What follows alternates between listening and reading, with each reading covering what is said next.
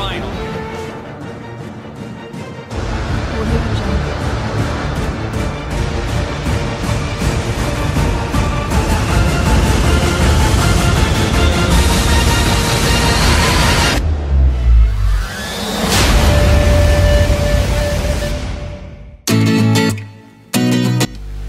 Oke, Autozoner, kembali lagi bersama saya Jinur Syamsi. Kali ini di acara Talk Show di Automotive Zone Channel.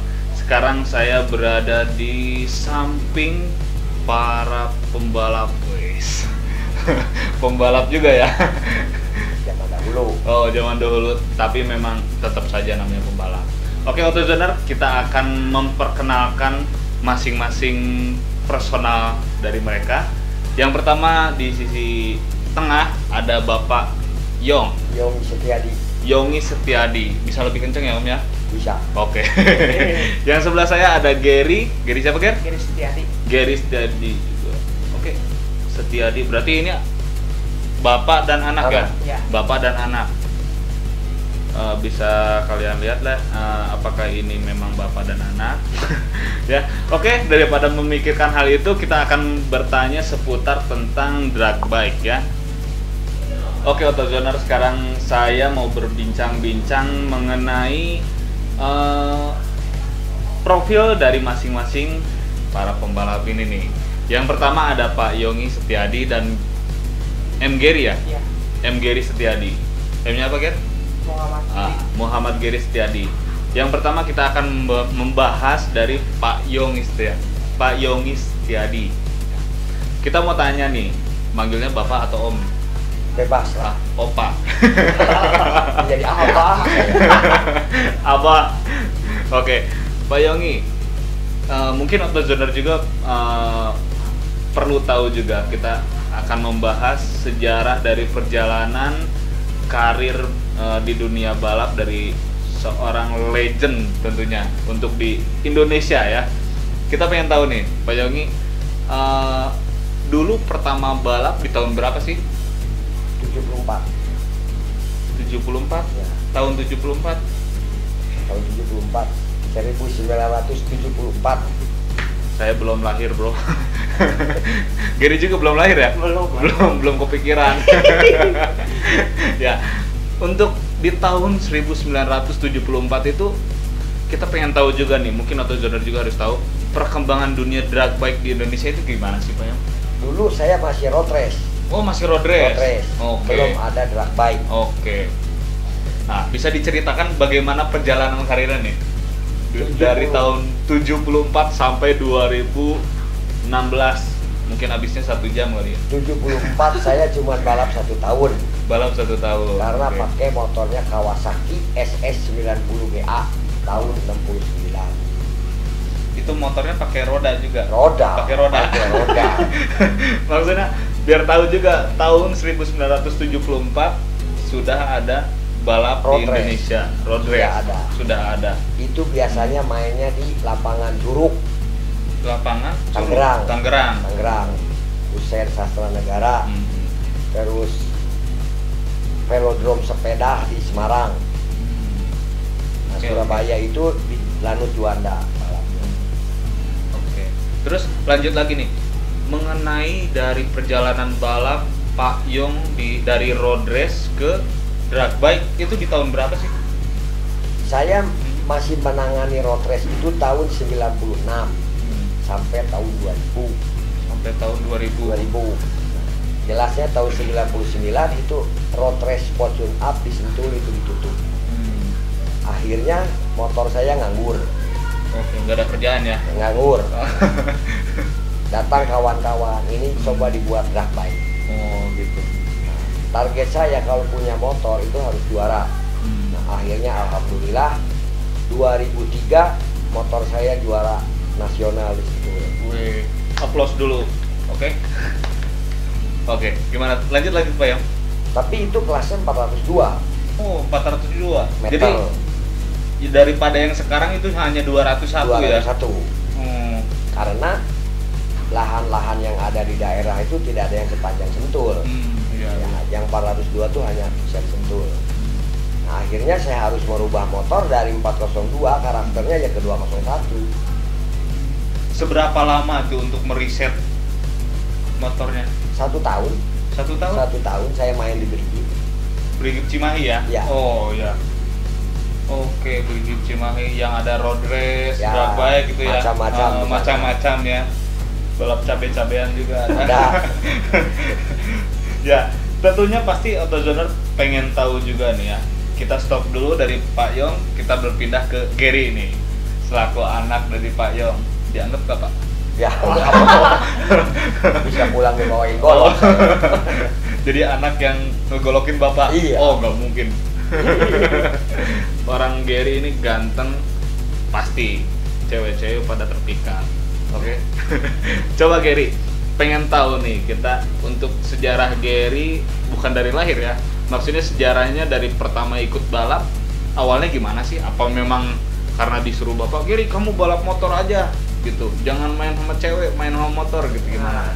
Sebenarnya awalnya emang minat saya kan ada di motor, ada di roda dua. Gitu. Nah, hanya ayah saya emang mungkin pada saat itu kan fokusnya pengen saya lulus sekolah dulu. Nah, akhirnya pada zaman SMP ada di BSM kan ada rental go-kart. Nah, saya coba latihan di situ rental go-kart. Nah, kebetulan memang saya menyarankan agar saya latihannya juga membuahkan hasil. Ternyata didengar oleh Pak Oke mengadakan suatu kejuaraan di BSM itu, dan itu diikuti oleh pembalap-pembalap nasional termasuk Fitra Eri juga. Nah, saya mengikuti beberapa kelas dan alhamdulillah di kelas kadet seumuran saya sampai 18 tahun 2 kali berturut-turut saya juara 1 dan juara 3. Alhamdulillah, keren. Sedangkan Aplaus dulu dong. keren. Sedangkan di kelas dengan Fitra Eri itu saya masuk 3 besar. Nah, lalu setelah saya 2 kali berturut-turut itu mempertahankan juara, saya mungkin ya bosan juga. Nah, akhirnya saya meminta kepada ayah saya untuk, Pak, coba dong, saya pengen turun di dunia drag. Nah, dan memang kebetulan kan road race untuk kelas sport 2 tak tune up 155 kan udah nggak ada. Nah, makanya ayah saya menyarankan ya udah cobain aja di drag. Nah, pada 2009 zaman drag itu diadakan di Busen, saya turun tapi dengan keadaan jari kanan saya masih patah. Nah, tapi karena keinginan tekad kuat saya pengen turun, ya udah saya turun. Zaman masih sport 2 tak tune up itu time-nya masih 83 84. Nah, saya di situ alhamdulillah bisa time 90. Itu pertama kali turun. Memang pertama kali turunnya itu Gary sendiri yang minta ke ayah gitu ya? Saya yang sendiri yang minta. Oke. Jadi inisiatif banget ya. Lalu setelah itu ya sampai saat ini saya terus turun di dunia drag. Oke. Tahan dulu segitu ya. Biar AutoZoner pada penasaran juga ya. Kita pengen tahu juga nih dari Pak Yong sama Gary nih. Untuk drag Indonesia ini gimana sih tanggapannya? Dari Om Yong dulu. Kemajuannya atau kemajuannya nih. Kemajuannya sih kalau boleh dibilang maju tapi tidak melesat. Wah, kenapa tuh? Ya karena pembibitannya ketinggalan. Oh gitu. Oke. Beda dengan waktu saya bukan pembalap drag. Saya hanya mengurus motor drag. Di tahun 2000 itu tiap tahun itu bermunculan bibit-bibit balap. Bisa disebutkan siapa aja tuh Om? Zamannya saya itu saya bawa Indarno Adi, Eri Saiman, dari Jawa itu ada Petru, ada Nawan Rolet, nah dari Jakarta ada Ahmad Burhanuddin, ada Ahmad Firdaus. Oke. Memang di zaman itu juga memang penjenjangannya lebih bagus mungkin lebih ya? Lebih cepat. Padahal starternya itu lebih sedikit daripada saat ini. Saat ini kan di starter bisa membludak sampai di atas 400. Zaman dahulu itu top 200-an dengan aneka ragam kelas. Oke. Dibandingkan yang sekarang 600 misalkan 700. Dan zaman dulu tidak ada kelas bracket. Nggak ada kelas bracket. Nggak ada waktu itu ya. Nggak ada. Waktu ya. Jadi fight aja mainnya. Oke. Cukup jelas penjelasan dari Pak Yong. Tinggal ke Gary nih, si ganteng kalem. Oke Gary, gimana tanggapannya untuk dari drag bike yang di Indonesia saat ini yang Gary lihat? Kalau menurut saya sih ya, mungkin event-event organizer sekarang emang nomor satu pasti mereka mencari keuntungan. Nah cuman mungkin saran saya ke depannya agar para IO ini lebih mencari bakat juga kan, dengan asumsi mungkin ada kelas-kelas tertentu yang memang ada di luar negeri diadakan kejuaraan juga, poin tertinggi di kelas A ini dia bisa diangkat untuk ke kejuaraan internasional. Dalam artian karena bakat-bakat terpendam yang ada di dunia drag bike itu kan banyak, hanya karena orang-orang juga belum banyak yang memiliki support dana. Kebanyakan orang kan, saya mau nitip pembalap ini, oh kamu punya budget berapa, ini bikin di tim saya bisa naikin pembalap kamu. Nah nggak semua orang punya budget juga kan. Nah jadi mungkin lebih kepada jenjang pembinaan juga, dibukakan kelas untuk pemula tapi nanti disaring beberapa orang untuk diadakan training lebih lanjut gitu. Jadi untuk lebih bibitnya lebih banyak lagi. Mungkin secara ringkas, jadi nanti ada dari misalkan nih ya, dari suatu event organizer ini memunculkan bibit dari daerahnya sendiri gitu ya.